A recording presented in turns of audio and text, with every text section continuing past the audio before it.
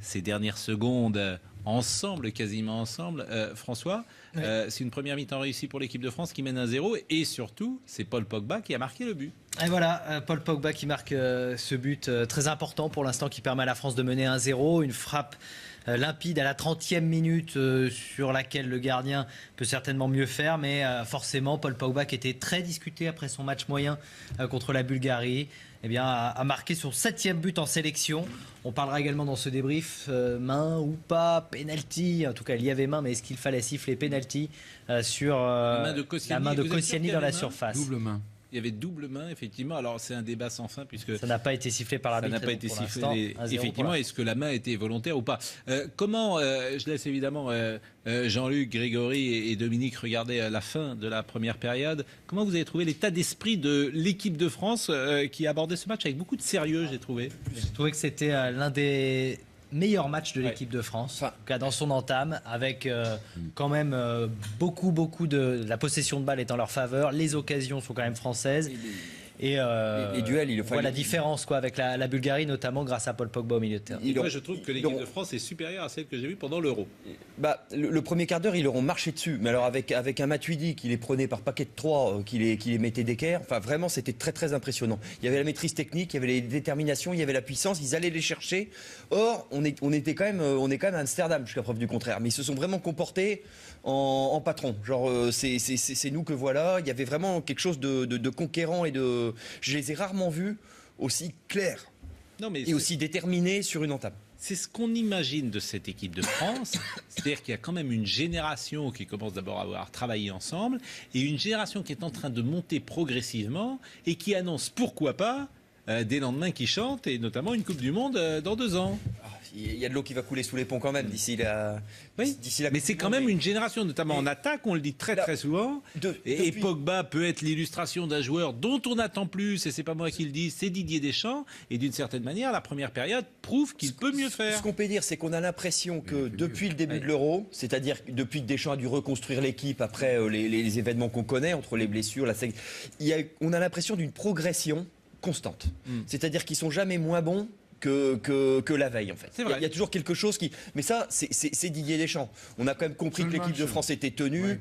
Ouais, mais avec le bémol de la finale, perdu contre le Portugal. C'est le seul match où ils étaient en deçà de leur valeur. Non, mais même l'Euro, globalement, l'Euro qui est un succès en termes de résultats, n'est pas toujours un succès en termes de prestations. Oui. Et là, j'ai le sentiment que cette première période est supérieure à ce que j'ai vu pendant l'Euro. Parce que Grégory le disait, techniquement, collectivement, ils sont très forts, ils ont une vraie maîtrise. Ils ont une vraie maîtrise du jeu, ils ont une vraie confiance en eux aussi. Et c'est vrai que dès lors que Pogba joue simple, joue face au but et frappe, et sa frappe, on va en parler, etc. Mais sa frappe est limpide. Elle est puissante, même si Kallenbourg fait peut-être une erreur. Et je ne dis pas qu'elle clôt le débat à Pogba, cette frappe, mais elle montre surtout que Pogba, incontestablement, a sa place dans cette équipe. Jean-Luc Haribard, vous qui vouliez sortir Paul Pogba. Bon, il ne fait pas une mi-temps exceptionnelle non plus. Il marque. Jean-Luc. Jean-Luc, il marque le but. Il fait une très bonne mi-temps. Il ne fait pas une grosse mi-temps. Si. Si, il fait une très bonne mi-temps. Il est plus simple. Il est plus simple. Vous avez des yeux amoureux de Pogba. Non, moi aussi, j'aime ce joueur talentueux. J'aime surtout quand il me régale. Il ne m'a pas régalé. Non, mais il est plus simple. Il met une grosse frappe sur laquelle le gardien ne perd pas de ballon comme l'autre jour. Non, mais il est bien plus présent, Jean-Luc, au milieu de terrain. C'est lui vraiment qu'on cherche. C'est lui qui donne le tempo. C'est lui qui fait les passes. Non, c'est pas lui. Non, c'est pas lui. C'est Matuidi. Celui qui rayonne, c'est Matuidi. Matuidi, le jeu de l'équipe de France, il est autour de Matuidi. Non, je suis pas d'accord. Et c'est Matuidi qui donne les impulsions offensives, qui gratte tous les ballons. Et Pogba joue Ils sont trois. T'as Matuidi, bon, Olivier Le Foll. Et Payet, n'oublie pas Payet. Olivier Le Foll à Amsterdam. Olivier va trancher notre débat. Quel est le meilleur Français? Matuidi, Pogba, Payet pour le moment? Matuidi, peut-être Koscielny, Matuidi, je dirais. En tout cas, les confrères néerlandais qui sont à côté de nous en conférence de presse, ils en avaient que pour Matuidi sur les 30 premières minutes parce qu'ils le trouvaient absolument monstrueux, avec une capacité à ratisser des ballons incroyable. Il est dans une forme physique très impressionnante et ce depuis le début du match. Après, Paul Pogba, évidemment, c'est aussi l'homme de cette première mi-temps puisque c'est lui qui marque ce but lumineux. Attention parce qu'on a vu la célébration, vous avez vu, il est resté stoïque en hochant simplement la tête. On a senti qu'il était à 2 doigts de nous gratifier d'une petite sarabande à destination de la tribune de presse. Heureusement, il s'est abstenu. Voilà, on est quand même très, très heureux pour lui et son 7e but en équipe de France. On passe une très bonne soirée. On trouve que cette équipe de France, elle est bien en place et on sent que le public de l'Amsterdam Arena semble aussi comprendre la même chose. Parfois, on se détache même du jeu côté orange. Et si vous entendez dans votre poste de télévision parfois des réactions du public alors qu'il ne se passe pas grand-chose sur le terrain, c'est tout simplement parce qu'ils sont plus occupés à faire des avions avec les papiers orange qu'on leur a distribués avant le match. Et quand il y en a un qui arrive à traverser la moitié de la pelouse, ça donne une holla. Voilà pour vous donner un petit peu le ton de l'ambiance. En tout cas, la mission, elle est remplie à 50% jusque-là. On va croiser les doigts jusqu'au bout. Il faut que ça tienne. Les statistiques de cette première période, François. Les stats avec cette domination française qui se voit en chiffre, 53% de possession de balle, 5 tirs donc, dont la frappe de Paul Pogba qui permet à la France de mener 1-0. Et celle de Gamero aussi. Voilà, et c'est 3 tirs cadrés, un seul tir côté Pays-Bas, mais c'est celle qui amène cette main dont on parle. Il y a main ou pas on en parle. Il y a main, mais est-ce qu'il y a pénalty? C'est l'autre question. Il y a pénalty ou pas, Dominique? Je pense qu'il y a pénalty, oui. Non. Je pense qu'il y a pénalty. Quand bien même, cette double main est involontaire. Donc il n'y a pas pénalty. Mais oui, mais il retombe. Oui, c'est la règle, mais il retombe tellement sur le ballon. Mais c'est pas la règle. La règle, c'est l'intentionnalité de la main. Enfin, elle n'est pas intentionnelle. Pénalty, il y a pas. Non, mais c'est autre chose. Mais il faut que... Vous savez qu'il y a un critère qui est très simple. Il faut que ce soit le ballon qui aille à la main, et ça c'est écrit noir sur blanc, François le faisait remarquer l'autre jour dans une question Pinet, et non pas que la balle à la main. Donc la main, le ballon et pas la balle. Ouais. Voilà, vous avez compris. C'est-à-dire que si la main va au ballon, on considère qu'il y a pénalty. Si le ballon va à la main... Il n'y a pas que ça. Il y a l'intentionnalité. Il y a la proximité. C'est-à-dire que si un joueur...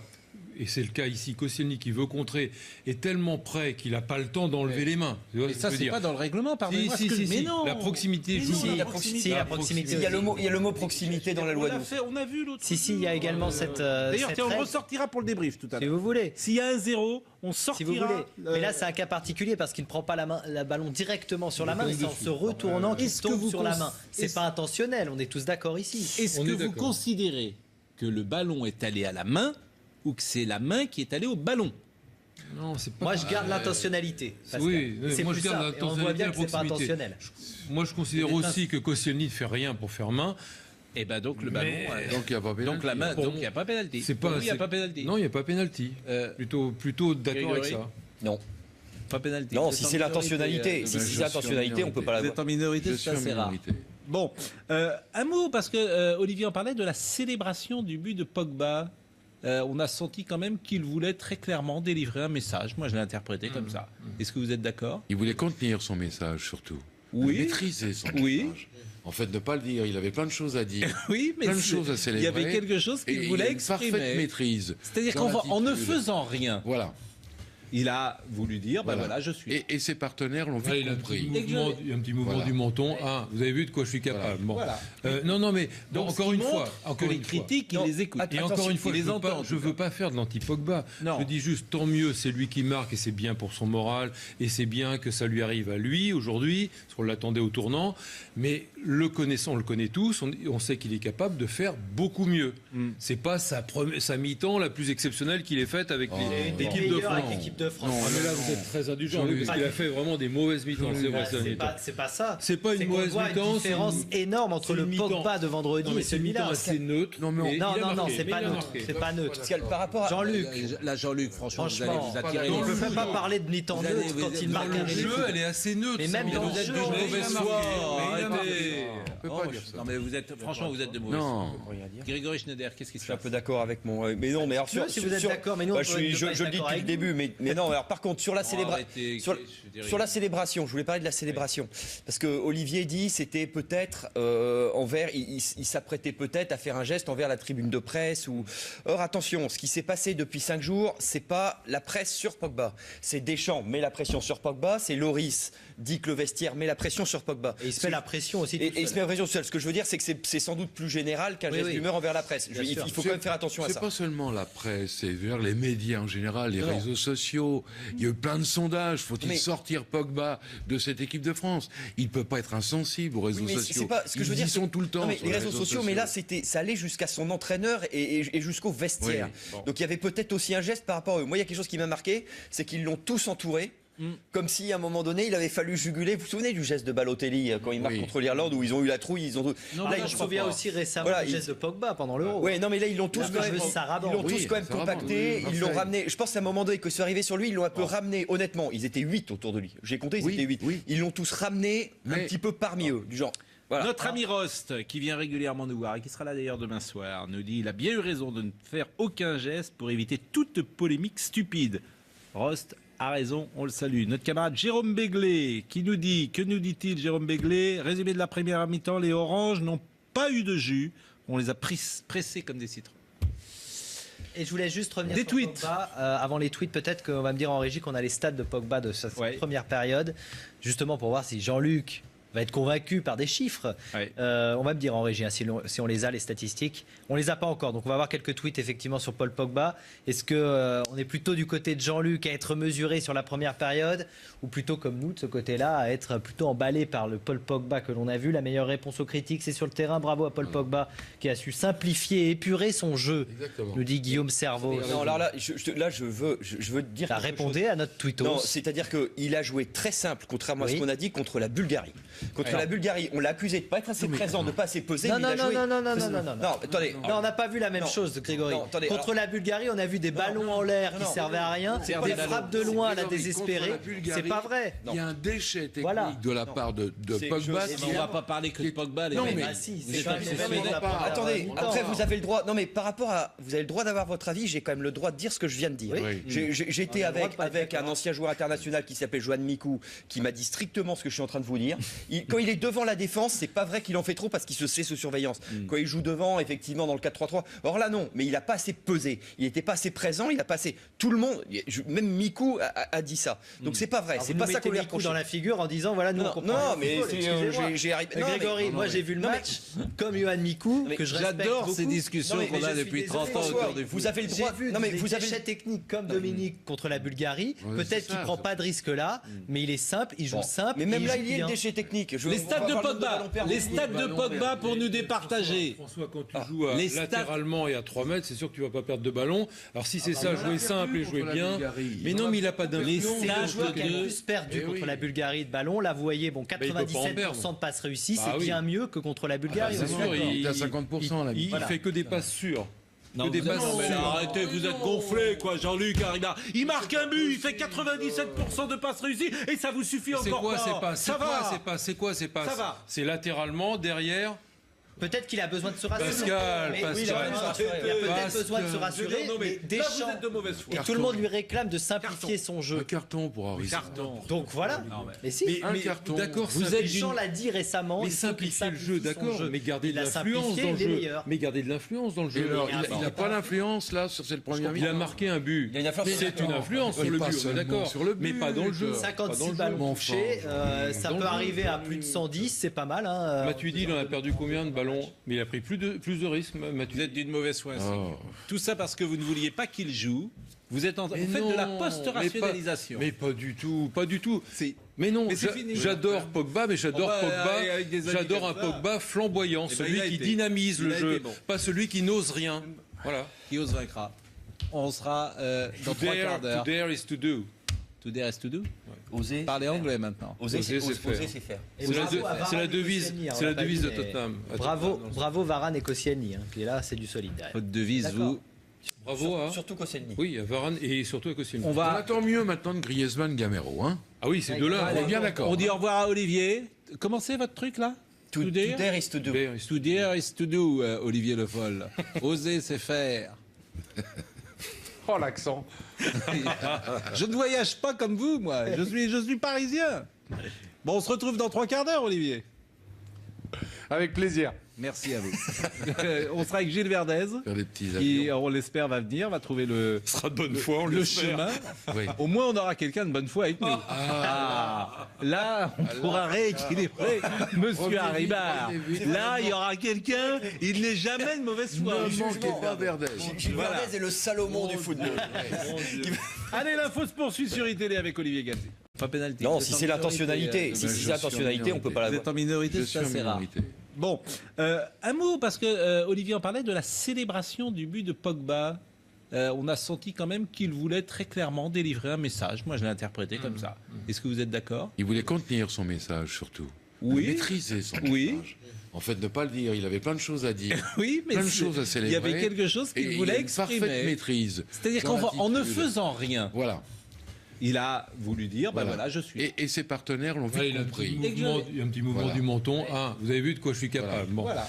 Non, mais Donc, encore ce une qui fois, montre encore que une les fois. critiques, il Non, les écoute. Et encore une fois, il les je entend. veux pas faire de l'anti-Pogba. Non. Je dis juste, tant mieux, c'est lui qui marque et c'est bien pour son moral et c'est bien que ça lui arrive à lui aujourd'hui, parce qu'on l'attendait au tournant.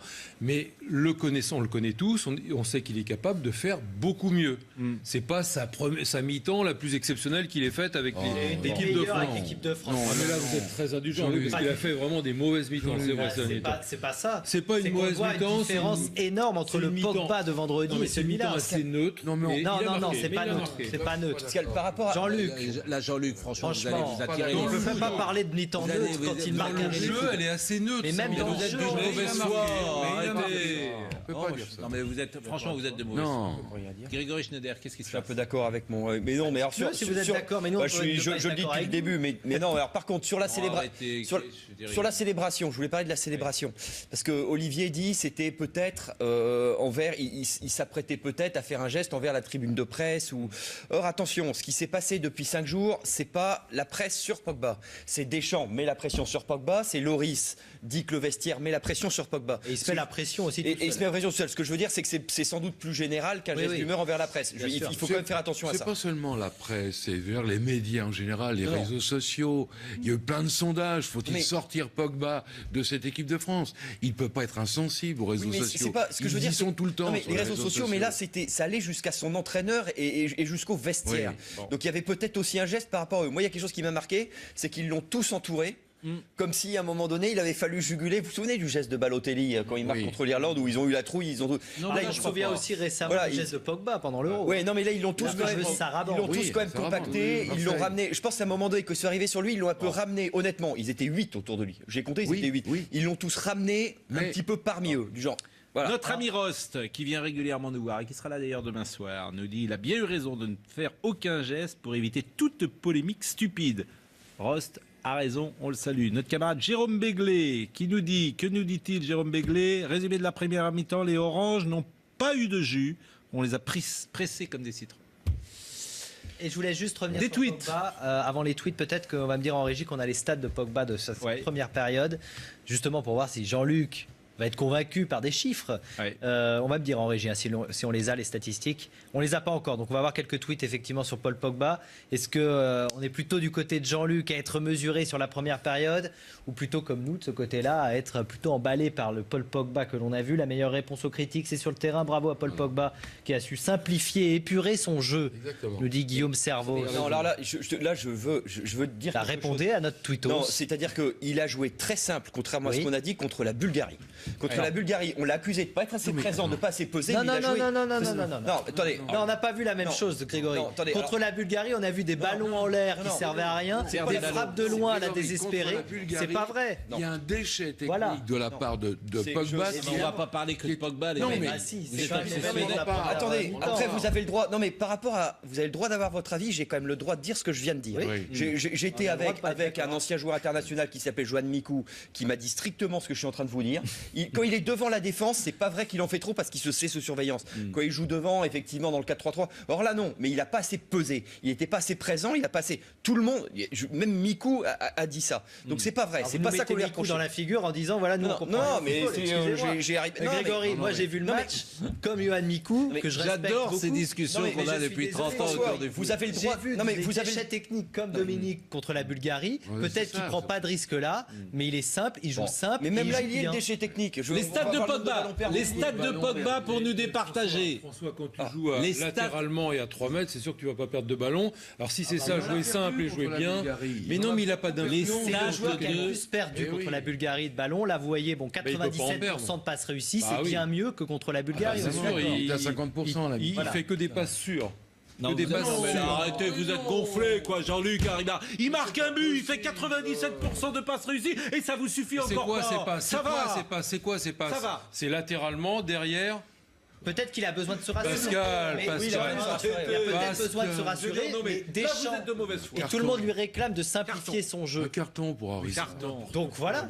Mais si. Un carton. D'accord, vous êtes c'est le seul match où il était en deçà de leur valeur. Non, mais même l'Euro, globalement, l'Euro qui est un succès en termes de résultats n'est pas toujours un succès en termes de prestations. Oui. Et là, j'ai le sentiment que cette première période est supérieure à ce que j'ai vu pendant l'Euro. Grégory disait, techniquement, collectivement, ils sont très forts, ils ont une vraie maîtrise. Ils ont une vraie maîtrise du jeu, ils ont une vraie confiance en eux aussi. Et c'est vrai que dès lors que Pogba joue simple, joue face au but et frappe, et sa frappe, on va en parler, etc. Mais sa frappe est limpide. Elle est puissante, même si Kallenbourg fait peut-être une erreur. Et je dis pas qu'elle clôt le débat Pogba, cette frappe, mais elle montre surtout que Pogba, incontestablement, a sa place dans cette équipe. Jean-Luc Haribard, vous qui vouliez sortir Paul Pogba. Bon, il ne fait pas une mi-temps exceptionnelle non plus. Il marque. Jean-Luc. Jean-Luc, il marque le but. Il fait une très bonne mi-temps. Il ne fait pas une grosse mi-temps. Si. Si, il fait une très bonne mi-temps. Il est plus simple.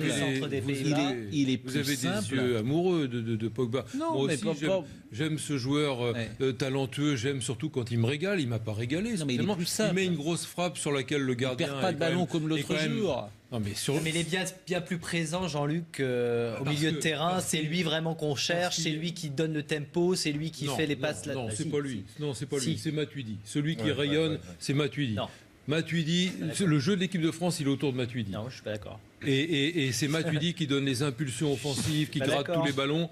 Et Pogba joue Ils sont trois. T'as Matuidi, Olivier Le Foll. Et Payet, n'oublie pas Payet. Olivier Le Foll à Amsterdam. Olivier va trancher notre débat. Quel est le meilleur Français? Matuidi, Pogba, Payet pour le moment? Matuidi, peut-être Koscielny, Matuidi, je dirais. En tout cas, les confrères néerlandais qui sont à côté de nous en conférence de presse, ils en avaient que pour Matuidi sur les 30 premières minutes parce qu'ils le trouvaient absolument monstrueux, avec une capacité à ratisser des ballons incroyable. Il est dans une forme physique très impressionnante, et ce depuis le début du match. Après, Paul Pogba, évidemment, c'est aussi l'homme de cette première mi-temps, puisque c'est lui qui marque ce but lumineux. Attention, parce qu'on a vu la célébration. Vous avez vu, il est resté stoïque en hochant simplement la tête. On a senti qu'il était à deux doigts de nous gratifier d'une petite sarabande à destination de la tribune de presse. Heureusement, il s'est abstenu. Voilà, on est quand même très, très heureux pour lui et son 7e but en équipe de France. On passe une très... Ces dernières secondes ensemble, quasiment ensemble. François, c'est une première mi-temps réussie pour l'équipe de France qui mène 1-0, et surtout, c'est Paul Pogba qui a marqué le but. Et voilà, Paul Pogba qui marque ce but très important pour l'instant, qui permet à la France de mener 1-0. Une frappe limpide à la 30e minute sur laquelle le gardien peut certainement mieux faire, mais forcément Paul Pogba, qui était très discuté après son match moyen contre la Bulgarie, eh bien, a marqué son 7e but en sélection. On parlera également dans ce débrief, main ou pas, penalty. En tout cas, il y avait main, mais est-ce qu'il fallait siffler penalty sur la main de Koscielny dans la surface? Double main. Il y avait double main, effectivement. Alors, c'est un débat sans fin, puisque ça n'a pas été sifflé par l'arbitre. Ça n'a pas été sifflé. Effectivement, est-ce que la main était volontaire ou pas? Comment, je laisse évidemment Jean-Luc, Grégory et Dominique regarder la fin de la première période. Comment vous avez trouvé l'état d'esprit de l'équipe de France qui a abordé ce match avec beaucoup de sérieux, j'ai trouvé? J'ai trouvé que c'était l'un des meilleur match de l'équipe de France, en tout cas dans son entame, avec quand même beaucoup de la possession de balle est en leur faveur, les occasions sont quand même françaises. Et les duels, il voit la différence avec la Bulgarie, notamment grâce à Paul Pogba au milieu de terrain. Moi, je trouve que l'équipe de France est supérieure à celle que j'ai vue pendant l'Euro. Le premier quart d'heure, ils leur ont marché dessus. Mais alors avec un Matuidi qui les prenait par paquet de 3, qui les mettait d'équerre. Enfin, vraiment, c'était très très impressionnant. Il y avait la maîtrise technique, il y avait les déterminations, il y avait la puissance. Ils allaient les chercher. Or, on est quand même à Amsterdam jusqu'à preuve du contraire. Mais ils se sont vraiment comportés en patron. Genre, c'est nous que voilà. Il y avait vraiment quelque chose de conquérant et de. Je les ai rarement vus aussi clairs et aussi déterminés sur une entame. C'est ce qu'on imagine de cette équipe de France. C'est-à-dire qu'il y a quand même une génération qui commence d'abord à avoir travaillé ensemble et une génération qui est en train de monter progressivement et qui annonce pourquoi pas des lendemains qui chantent et notamment une Coupe du Monde dans 2 ans. Il y a de l'eau qui va couler sous les ponts quand même d'ici la. Oui, mais c'est quand même une génération, notamment en attaque, on le dit très souvent. Et Pogba peut être l'illustration d'un joueur dont on attend plus, et c'est pas moi qui le dis, c'est Didier Deschamps. Et d'une certaine manière, la première période prouve qu'il peut mieux faire. Ce qu'on peut dire, c'est qu'on a l'impression que depuis le début de l'Euro, c'est-à-dire depuis que Deschamps a dû reconstruire l'équipe après les événements qu'on connaît, entre les blessures, on a l'impression d'une progression constante. C'est-à-dire qu'ils sont jamais moins bons que la veille, en fait. C'est vrai. Il y a toujours quelque chose qui. Mais ça, c'est Didier Deschamps. On a quand même compris que l'équipe de France était tenue. Ouais. Oui, mais avec le bémol de la finale, perdu contre le Portugal. La bonne soirée, on trouve que cette équipe de France, elle est bien en place et on sent que le public de l'Amsterdam Arena semble aussi comprendre la même chose. Parfois, on se détache même du jeu côté orange. Et si vous entendez dans votre poste de télévision parfois des réactions du public alors qu'il ne se passe pas grand-chose sur le terrain, c'est tout simplement parce qu'ils sont plus occupés à faire des avions avec les papiers orange qu'on leur a distribués avant le match. Et quand il y en a un qui arrive à traverser la moitié de la pelouse, ça donne une holla. Voilà pour vous donner un petit peu le ton de l'ambiance. En tout cas, la mission, elle est remplie à 50% jusque-là. On va croiser les doigts jusqu'au bout. Il faut que ça tienne. Les statistiques de cette première période, François. Les stats avec cette domination française qui se voit en chiffre, 53% de possession de balle, 5 tirs donc, dont la frappe de Paul Pogba qui permet à la France de mener 1-0. Et celle de Gamero aussi. Voilà, et c'est 3 tirs cadrés, un seul tir côté Pays-Bas, mais c'est celle qui amène cette main dont on parle. Il y a main ou pas on en parle. Il y a main, mais est-ce qu'il y a pénalty? C'est l'autre question. Il y a pénalty ou pas, Dominique? Je pense qu'il y a pénalty, oui.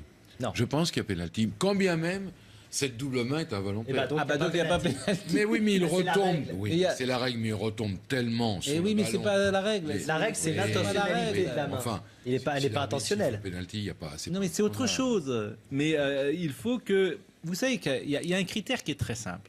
Il faut que ce soit le ballon qui aille à la main, et ça c'est écrit noir sur blanc, François le faisait remarquer l'autre jour dans une question Pinet, et non pas que la balle à la main. Donc la main, le ballon et pas la balle. Ouais. Voilà, vous avez compris. C'est-à-dire que si la main va au ballon, on considère qu'il y a pénalty.